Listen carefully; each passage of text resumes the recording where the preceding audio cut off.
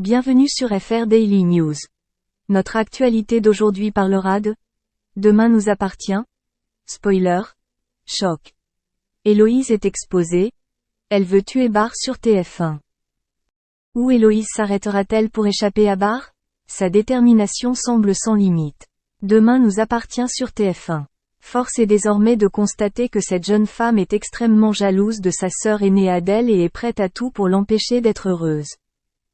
Elle a même tué sa sœur par imprudence en coupant les freins de sa moto, mais seul Teddy est mort dans l'accident. Héloïse a recommencé la même procédure des années plus tard en coupant les freins de la voiture de Barre, le laissant dans le coma. Héloïse veut tuer Barre sur TF1. Plus tard, Héloïse se fait à nouveau passer pour Adèle en se rendant dans la chambre d'hôpital de Barre. Victoire, qui croit avoir affaire à Adèle, lui explique que Barre va passer et se réveillera dans quelques jours. Voyant son plan échouer, Héloïse revient alors dans la chambre et sort une seringue, bien décidée à se débarrasser de Barre une bonne fois pour toutes. En parallèle, Ryan se réjouit du grand retour de Seth, celui de sa mère, Romy. Elle était à Toulouse depuis un mois en CDD et avait vécu des émotions fortes lors de son dernier séjour à Seth. En réalité, elle était retenue en otage avec son fils par un homme qui voulait se venger de Victor Brunet. Une audience soutenue pour Demain nous appartient. L'épisode Demain nous appartient diffusé le mercredi 25 octobre 2023 a réuni 2,66 millions de téléspectateurs entre 19h13 et 19h49, soit 15,3% des téléspectateurs âgés de 4 ans et plus. Le mercredi 18 octobre 2023, l'émission a attiré 2,63 millions de curieux, gardant un taux d'audience identique tout au long de la semaine. Le feuilleton s'incline une nouvelle fois devant N'oubliez pas le mot, le jeu de France 2 enregistré avec 16,4% de part de marché ce mercredi. Concrètement, la chaîne TF1 rassemble 21% de femmes de moins de 50 ans responsables des achats et des objectifs commerciaux, lui conférant une position de leader de la chaîne dans cet univers. En même temps, François se sent nerveux après avoir embrassé Swazik. Il essaie de le cacher à Charlie. Swazik est très heureuse, elle est sûre que François quittera Swazik pour revenir vers elle.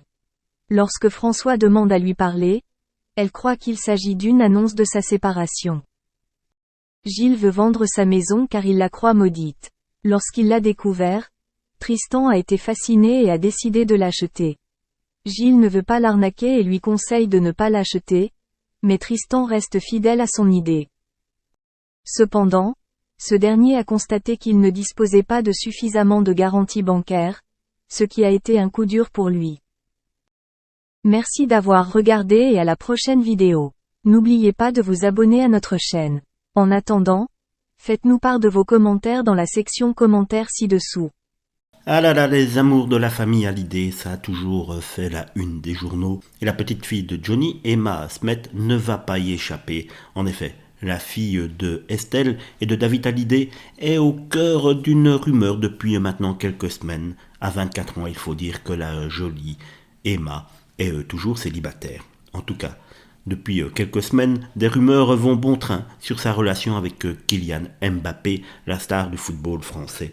Et le magazine Nous Deux a tenté de tirer les vers du nez d'Emma lors d'une interview. Que pensez-vous des rumeurs qui vous disent en couple avec Kylian Mbappé a demandé le titre à la jeune femme? Celle-ci, qui avait jusqu'ici préféré ignorer complètement le sujet, a décidé de répondre fermement en laissant la porte ouverte. Si je devais commenter toutes les photos qu'on prend de moi, je vais avoir du mal à m'en sortir, a-t-elle réagi, noyant le poisson sur l'état de sa relation avec le footballeur de 23 ans.